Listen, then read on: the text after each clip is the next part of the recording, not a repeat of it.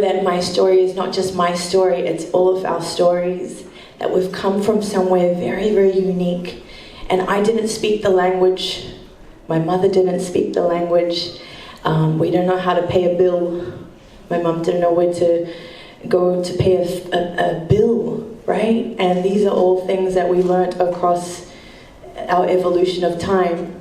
And I stand here as a second generation to that same beautiful mother, and I stand here in a gallery, in a safe community, in an empowering, loving, rich community of safety. And this is my life, you know? And I think to myself, that was just one generation ago.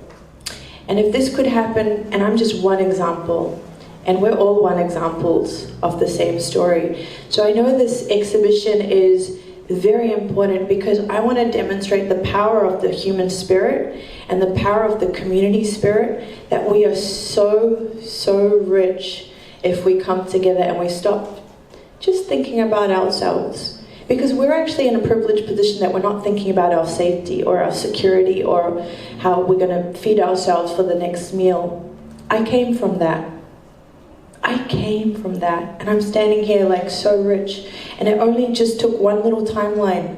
And I feel like if you believe in the universe and you believe in the godly power, which I do, you can call it your own construct. It doesn't really take that much time to improve lives. It just takes one intention. And when Ravika came and we had this conversation 2 weeks ago we had this conversation saying, well, actually I called you and I said, I saw the line outside Papillon. Girl, that was something I saw across social media, across many, many pages, the vibrancy, the community, the spirit. And I was like, let's do it again. She was like, yeah, let's do it again. Power of your thoughts. If you have an idea, and that idea is backed with a strong intention that is bigger than yourself, it will always create a ripple effect as long as you execute that idea.